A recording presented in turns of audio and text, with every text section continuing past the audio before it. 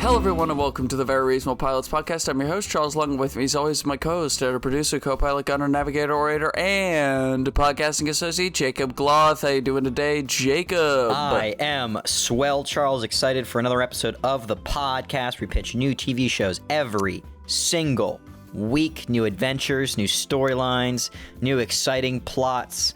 And, you know, every week we throw in a new little thing, whether it's sci-fi or fantasy, or maybe it's a play, which you did 2 weeks ago, or a movie. Oh. But this week, Charlie, I'm bringing us back to the basics. Another TV show, because that's where we what do you say? You, like, cracked your teeth? What's the saying, Charlie? That's what we cut our teeth. Cut our teeth. Why do you cut your teeth? I don't know. I always assumed it was, like, I don't know, because cutting your teeth means, like, starting, like, being new to something. So I assumed back in the day people had bigger teeth. And so when they started eating things, they would, like, chip off a little bit. You know, old people are crazy and their bodies were weird and not normal. Okay, interesting. They used to use, like, radiation makeup and shit. They were all fucked up back in the past. Now we're all good. We just have tons of microplastics in our blood. I see. I looked it up. So the saying comes from how a baby's first teeth cut through, like, the gums and come out. Okay. I guess that makes sense. It seems kind of... Yeah, so, like, they're no longer a baby. I guess that makes sense. That's not as cool as what I thought. It still seems kind of weird. I was hoping to be something, like, really silly, like, oh, in 1210, everybody used to cut their teeth because they thought it was good luck or something. Yeah, or, like, oh, you know, how you tell if somebody is a real boxer is if they've got chipped teeth because they've been punched in the face so many times. I don't know, something fun like that. Yeah, the baby thing's not really as interesting. When babies start to mature, their teeth push through their gums, you know, in like a sort of Cronenberg-esque horror show. Yeah. If you think about it, it's horrifying. That'd be a great segue if I had a Cronenberg-esque horror show, but I do not. I have something, well, last week you gave me the title K.G.L. K.G.L. Very vague. Yeah. Leaves a lot of room. And as a joke, Charlie, we were coming up with stupid names, and you threw out Kill Grape Lovers. Episode 1. We look over a large metropolitan city as a narrator with a weak voice says that no one ever saw it coming. Everyone thought it'd be aliens or a nuclear war. No one imagined it'd be something as small and mundane as a grape. In the 1950s, Charlie, the banana went extinct. The flavorful, fruity snack that all the world's candy was based off of was traded for a bland knockoff, whose only plus is that it's a highly disease-resistant superfood. I don't know if you knew this, but somewhat of a common fact that the banana went extinct, and the banana we have today is not as good as the original banana, which is what all banana-flavored candy is based off of. I didn't know that, and I hate banana-flavored candy, so I bet I would hate the original banana, too. Oh, damn. Okay, well, the next few sentences I have are all about how good the old banana was, so just endure that. So when a disease began wiping out the world's grape supply, the world's entrepreneurs didn't want to make the same mistake. Grapes account for over 10% of fruit sales in America alone. So it goes to say that whoever makes the best tasting grape will scrounge up the majority of the market. At first, it was just like the banana. The new grape was a water-filled ball that lacked the sweet flavor of the original. But then a bright startup in Denver cracked the code. This is all narration, by the way, if you didn't get that. Denver cracked the code. I assumed it was narration over, like, a fruit bowl. It's over a bunch of different stuff. So, like, everything I'm describing, you're basically seeing, you know. Now we're looking at, a Denver startups and some nerdy kids working away. Yeah. And all right. I was imagining, like, action, like, Fast and Furious style cuts and, like, various camera movements, but it's just over a fruit bowl that's not moving at all. We could definitely do that as part of this. And when I'm talking about the bananas, maybe, and then I switch to the grapes. Anyway, the Denver startup cracked the code, Charlie. They came up with it, the perfect grape. It was even sweeter and more flavorful than the original. Within weeks, it had dominated the market. All over the shelves, demand skyrocketed. Now you don't have just grapes, Charlie. You've got grape soda, grape ice cream, wine. What? I can't think of any other grape products. I don't know if you... What's a grape product? That's not... Grape jelly? Juice.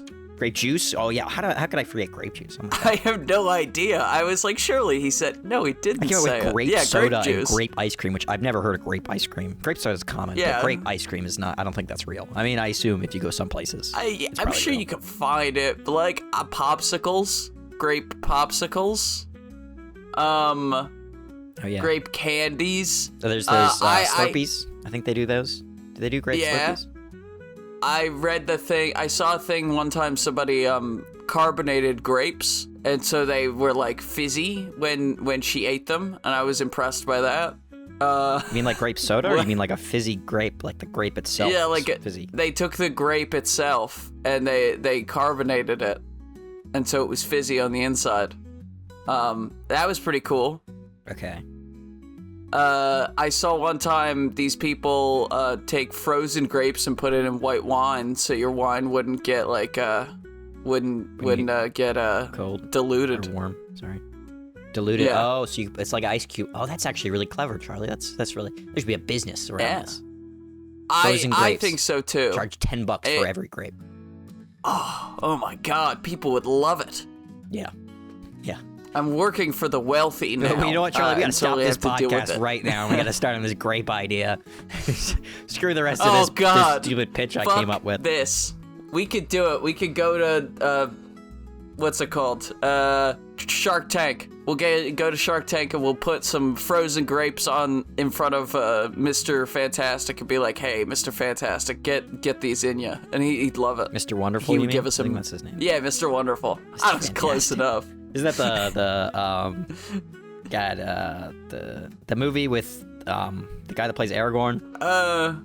Captain Fantastic? No. Yeah, okay. Captain Fantastic. Anyway. No, Mr. Fantastic is the guy on Shark Tank who buys deals and stretches his arms and body really far. Yeah, he's plastic, man. Anyway, he's Mr. Fantastic. Yeah, we don't mention the Marvel universe in this podcast. Oh yeah, I forgot. It's a very strict rule. After we got sued last time, he can't mention it. Anyway, this is a pitch about grapes. So soon, grapes accounted for 50% of the American fruit diet. That's a lot. So of course there was some pushback. The higher sugar content negated almost all of the health benefits of the fruit, and so parents groups are kind of upset. They want to reclassify it as a non-fruit, which is, big deal, at least in this universe. But the newly established Grape Co. from that Denver startup has more than enough money to keep that out of Congress. So a lot of people, including the narrator who's going to start speaking in first person, who's going to say, "I spent most of my childhood surrounded by it. There's nothing more in the world I wanted than a grape soda. My mom was far too much of a health nut for that kind of crap. Little did she know that her little health craze was all that kept me from becoming a monster. Bum, bum, bum." It started slowly, Charlie. Strange growths, fatty sacks. We thought it was just normal obesity or maybe a health crisis, but it was far, far worse. People started turning into monsters, limbs ripping out of their insides, fatty water sacks and earlier I mentioned that it's sad that I don't have a Cronenberg thing, and I'm just realizing I do have a Cronenberg thing. There's a little bit of a Cronenberg-esque twang to this. No, it's gonna get worse too. This is 100% a Cronenberg thing that we're going into, but it's grapes. So it happened too quickly, and too many were compromised for us to do anything about it. The resistance was limited to health nuts, the extremely impoverished, and the Amish. And this is where we'd have like a cut of all these, and then we'd have like an Amish guy with like a machine gun or something at the end. Yeah.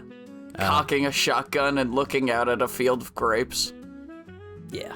Just like spraying away. Ironically, only 10% of the population remained after the first year.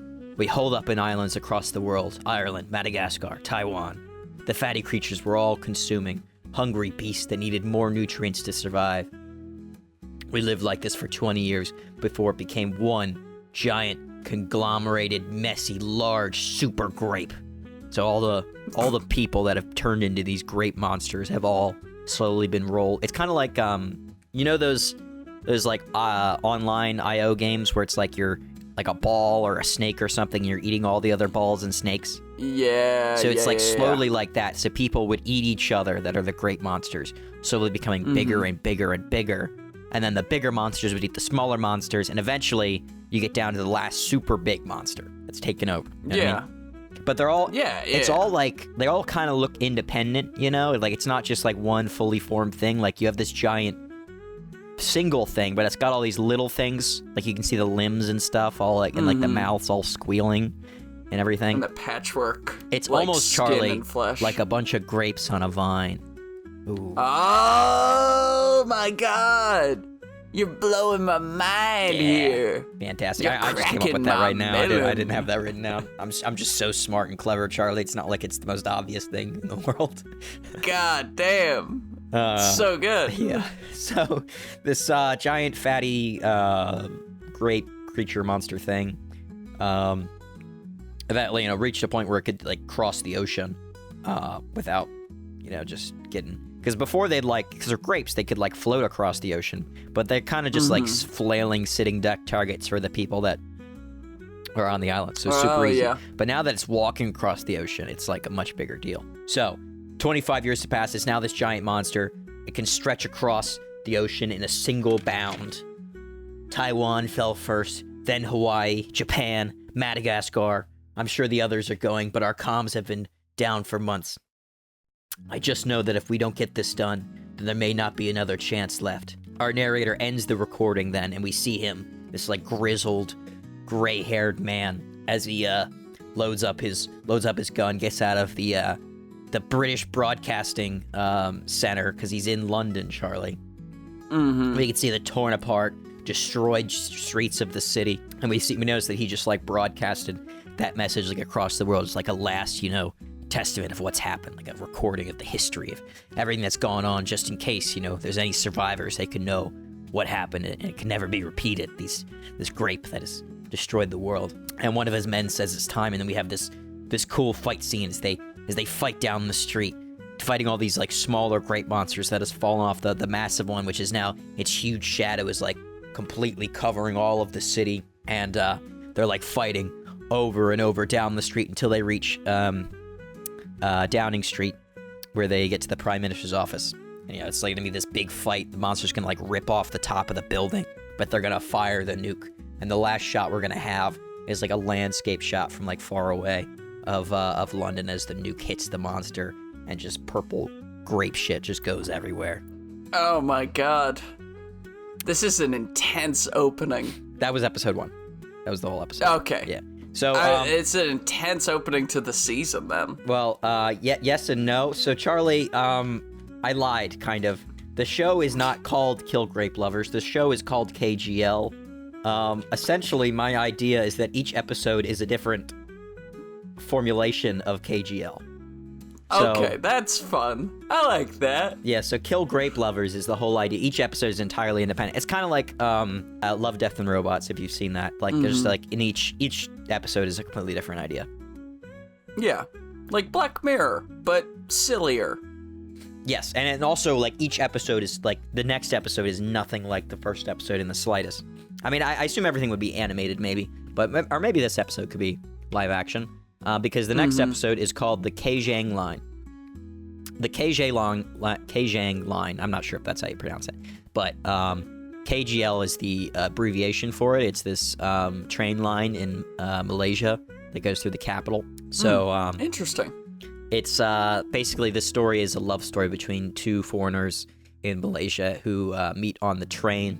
It's a fleeting love where they both know it's just temporary because they're both there just for a little bit and then they're gonna leave, and then it ends, and years later the girl, she ends up staying in Malaysia in the capital city, and she sees the man that she once knew like walking out of a bookshop, and she's like starts running up to say hi, but then she sees a woman come out with a kid, and so she turns around and walks away. That's a love story for the ages. It's a bit sad, though. Simple, yeah. That was, I don't know if you, I just stole that ending from it's a kind of a classic ending. But I saw an interview with Rob Reiner, who recently died, and he said that originally in Harry Met Sally it was supposed to end with like a sad ending where they just like see each other on the street years later, and then just go their separate ways. But he changed his mind Harry because he met his wife. And was like, you know what? I get it. This is how you can have love. Kind of sweet. That's sweet. Rest in peace, Robert Reiner. Great guy, probably. I never met him. I know Jake did. Jake and him hung out, but I never got the opportunity to meet him. No, yeah. You never did. I have two more episode ideas, but I want to test you, Charlie. Can you come up with an idea for K.G.L off the spot? A King Ghidorah loathes. It's a animated episode about King Ghidorah, the three-headed dragon monster from the Godzilla mythos, getting a job as a data analyst in like a really like small town little like data analysis firm, and just loathing every day of his life and his like miserable commute to work, his like cold marriage with his wife. Everyone else is like a human woman. Everyone's a human person, not a human woman. He's married to a human woman. Everybody else is a normal human, but he's still King Ghidorah, like 30-story tall, gigantic monster man. Yeah. But he still has to like, get to work, and he has a car, and he's got office jobs and stuff, and he's got to drop sandwiches off at the PTA meeting and shit like that. It's kind of like Incredible, with like, where like he's too big for The Incredibles, where he's like too big for his car and too big for the office. Yeah, and he's just sort of like scrounging in there. And then it ends with he's at a bar, right? And he's miserable, and he's sad, and he's depressed, and he's drinking his beer quietly, and then from across somebody sends him a drink, and he looks like, what?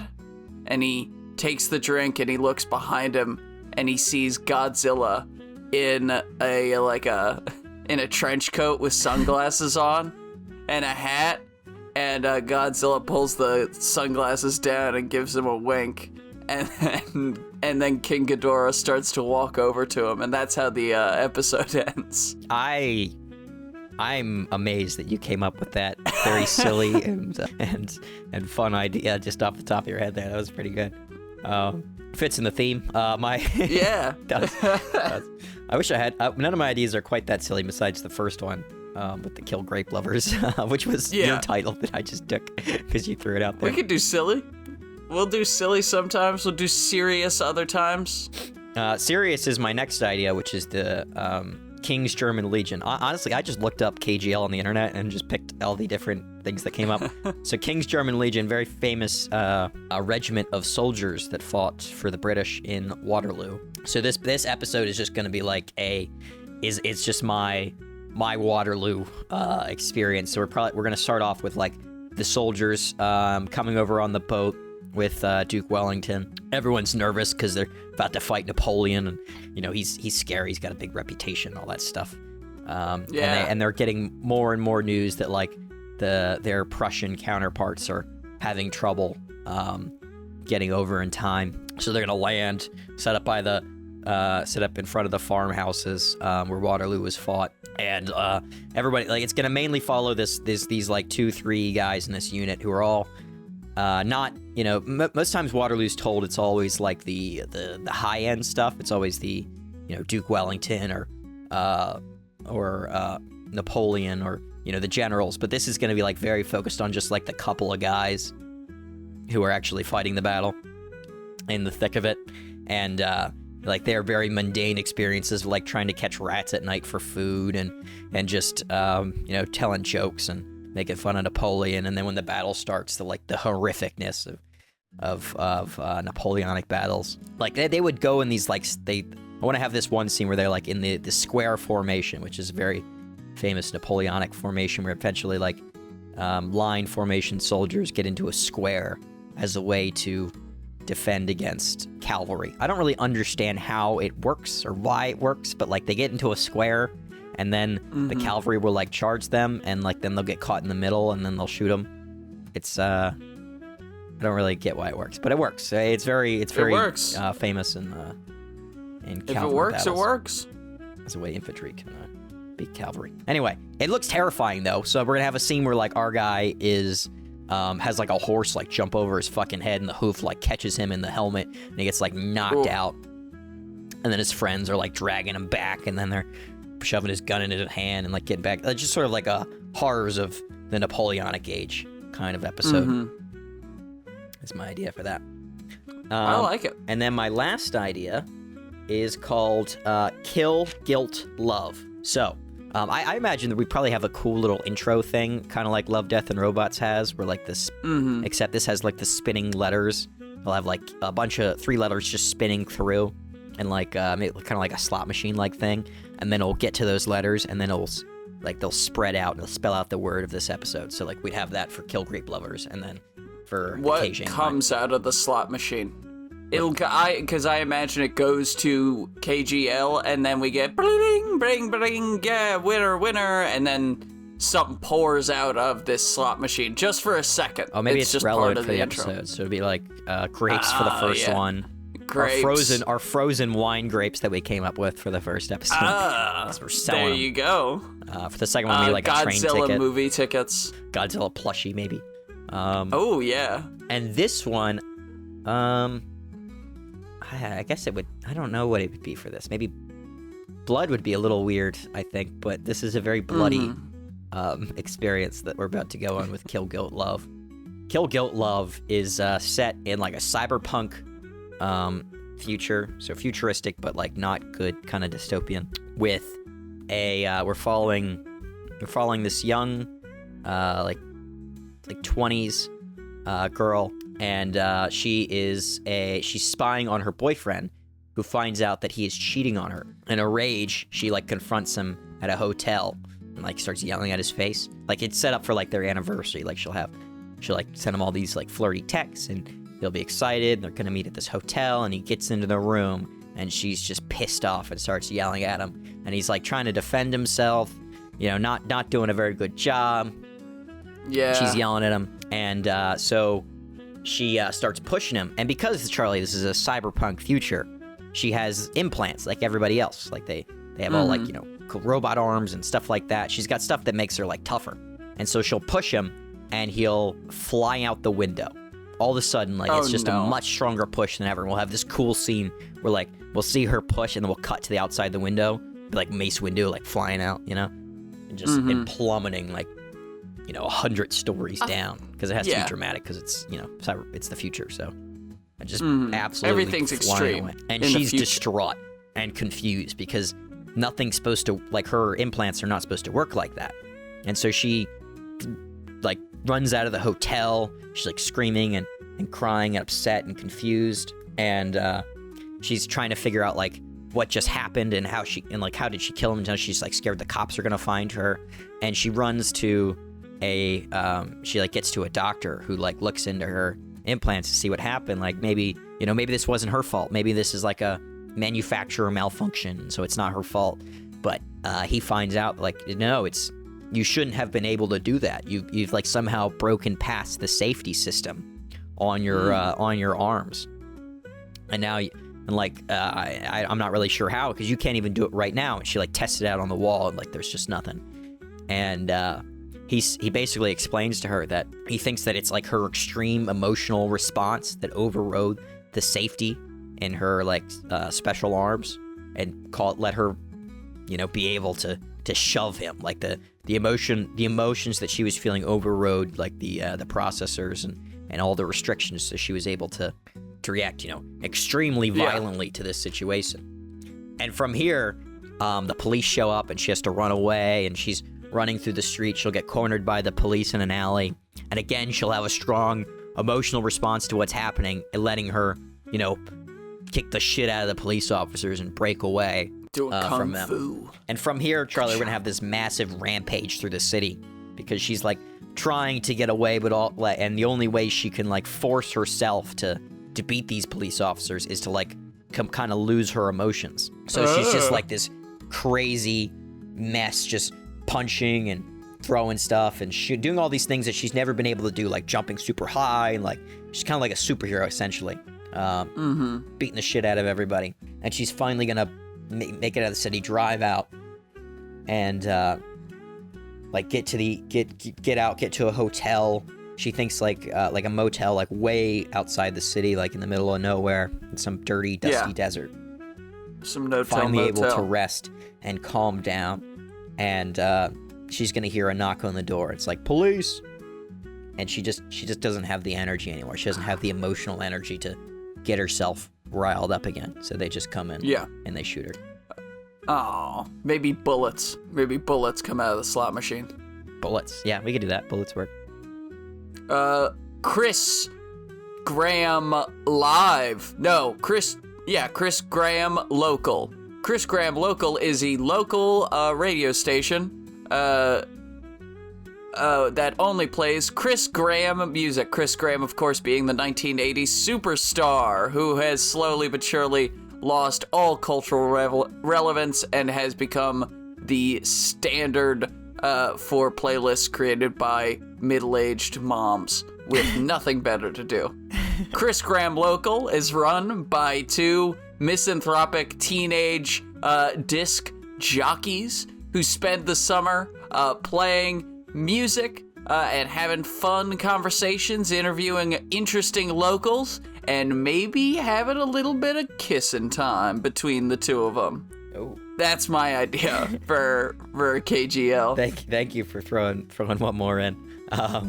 Yeah, no, I like these ideas where we can just like have like stupid. I like is it anthology series where it's a different thing every episode, but it's not. It's just completely different. There's not even like reoccurring characters. It's almost like a sketch show. Especially when I dig it. Especially when you give me like a restraint, like just these 3 letters. I'm like, okay, I gotta come up with something stupid, like Kellogg's. I said Kellogg's last time, and I can never come up with a G after Kellogg's. Kellogg's. Graham Lacquer. Graham Cracker. So that's just a Graham Lacquer. Yeah, Graham Lacquer. It's they start producing a lacquer, which is a building material, but they flavor it graham cracker flavor.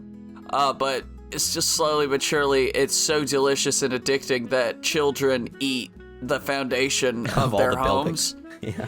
then There's just these starving children going around eating all the buildings because they're addicted to it. It's hilarious, actually. And the world ends because all of our infrastructure collapses because of Kellogg's Graham Lacquer. All the governments collapse because they built their nukes with Graham Lacquer steel and it blows up. That's my favorite one of all of them. I like that even more than Kill Grape Lovers. Well, that's all I have for this week, Charlie. Well, thank you for your pitch, and thank you all for listening to the Very Reasonable Pilots podcast. I've been your host, Charles. Along with me has always been my co-host, editor, producer, co-pilot, gunner, navigator, orator, and podcasting associate, Jacob Gloth. If you like what you heard here and you want to hear more, please give us a like, a follow, subscribe, tell your friends, tell your family, tell your dog, tell your cat, and remember, we'll be here next week with a brand new television series, which will be titled, Jake, go, what's the title for this week? I actually don't. Oh, The City of Almost. I don't know how I remember No, it's not.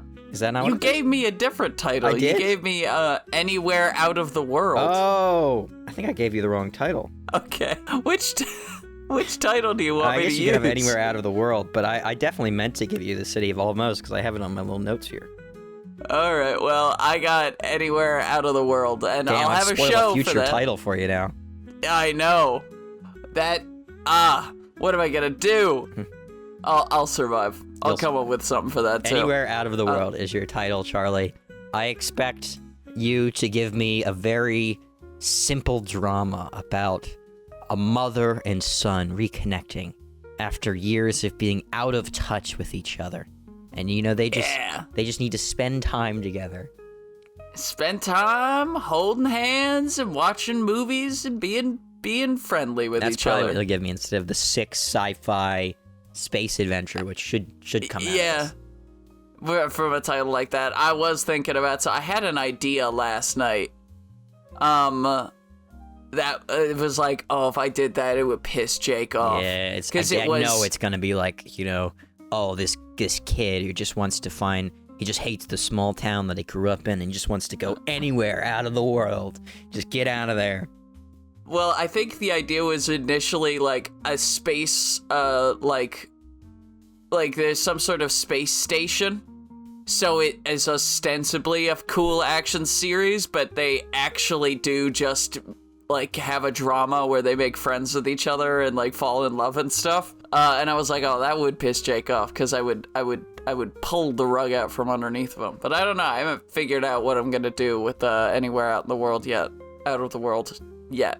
But I'll do it. If you really want to piss me off, what you should do is you should have the first like 3 minutes of the episode be like this really cool sci-fi adventure, but that is not related at all to the show. Like, it's just for some reason there's just like a different show in the first 5 minutes of the show, and then it just becomes a normal drama. And it's never to trick all the people. I would like that. That would be fun. All right. Just well, like a different, thank you, everyone. Way better show, and then you give like a really really basic, like you give me fucking Friends or something after that. Oh, just the most basic crappy sitcom premises. Yeah.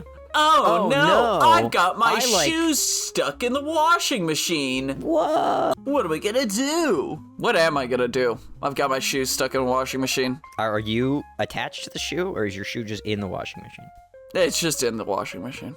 I don't think that's a problem. I think it might be a slight annoyance. You might, I don't know if that could ruin your shoe, or it might just clean your shoe. I'm not really sure. I've never put shoes in a washing machine. I agree to disagree, you know? It's going to be loud, like my though. shoes Can you imagine that? It is going to be loud. Boom, boom. It might break your washing machine. That could be an issue. Yeah. Hey, some people, like, throw bricks into washing machines and they don't break, so I think they can handle my shoe. I fucking washing machines break because they you used them like twice on the wrong setting. So I know. Have you seen those videos of guys throwing bricks into washing machines? I have seen that. I don't understand why people washing machines are so expensive. What are they doing? Come on. I don't know. People need them. They're being idiots.